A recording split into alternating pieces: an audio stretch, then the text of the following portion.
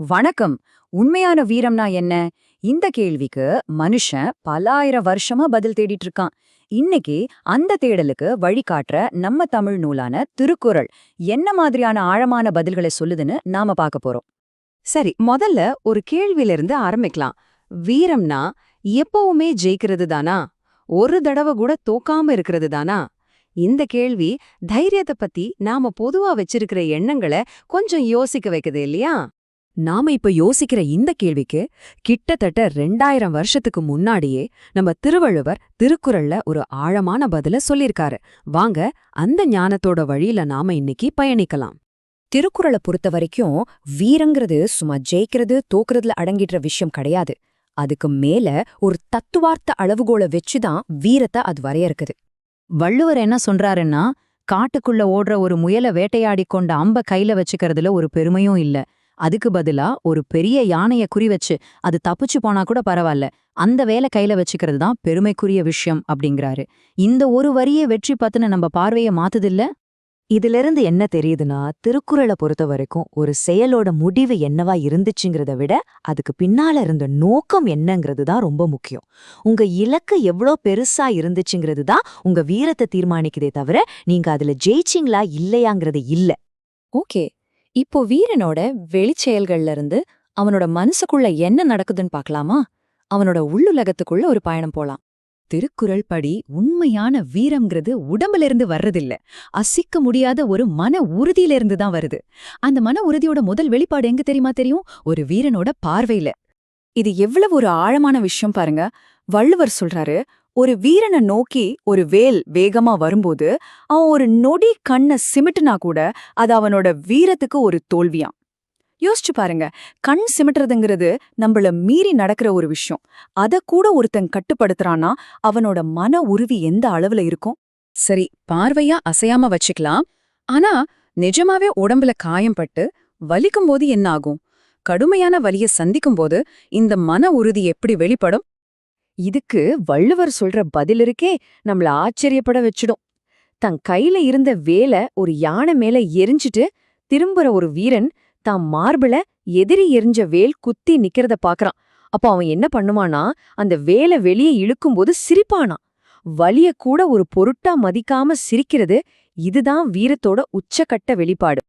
அப்போ ஒரு வீரனோட மனநிலைங்கிறது ஆபத்து வரும்போது கவனம் சிதறாம இருக்கிறது, உடம்புல ஏற்படுற வலிய பத்தி கொஞ்சம் கூட கவலைப்படாம இருக்கிறது, மனசு நினைச்சா உடம்ப எந்த எல்லைக்கு வேணாலும் கட்டுப்படுத்த முடியுங்கிறதுக்கு இது ஒரு மிக தெளிவான உதாரணம்.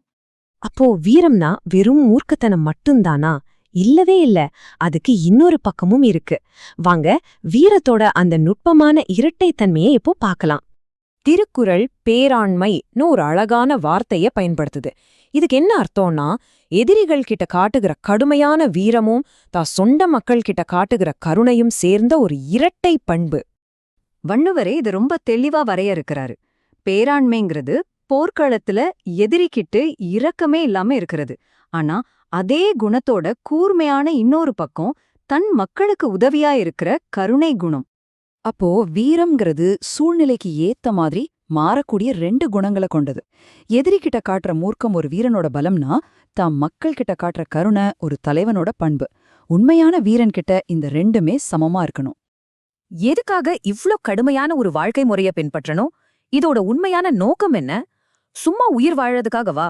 இல்ல, அதுக்கும் மேல ஒரு பெரிய காரணம் இருக்கு. இந்த வீர நெறியோட நோக்கம் வெறும் போர்ல ஜெயிக்கிறதோ இல்ல உயிர் பிழைக்கிறதும் கிடையாது. அது காலத்துக்கும் மக்கள் ஞாபகம் வச்சுக்கிற மாதிரி ஒரு அர்த்தமுள்ள வாழ்க்கைய வாழ்றதுக்காக. இத கேட்டா உங்களுக்கு ரொம்ப ஆச்சரியமா இருக்கும். ஒரு வீரன் தாம் வாழ்க்கையில கௌரவமான ஒரு காயம் கூட படாத நாட்களை எல்லாம் வீணான நாட்களா நினைப்பானா. அதாவது சவால்களும் தியாகங்களும் தான் ஒரு வாழ்க்கைய அர்த்தமுள்ளதாக்குதுன்னு வள்ளுவர் சொல்றாரு. இந்த கருத்து இன்னும் வலுவா சொல்லப்படுது.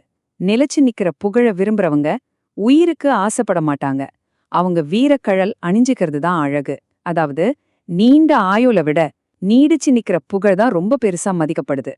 அப்போ இந்த வீரத்தோட நோக்கம் என்னன்னா, கௌரவமான போராட்டங்கள் மூலமா ஒரு அர்த்தமுள்ள வாழ்க்கையை அடையிறது.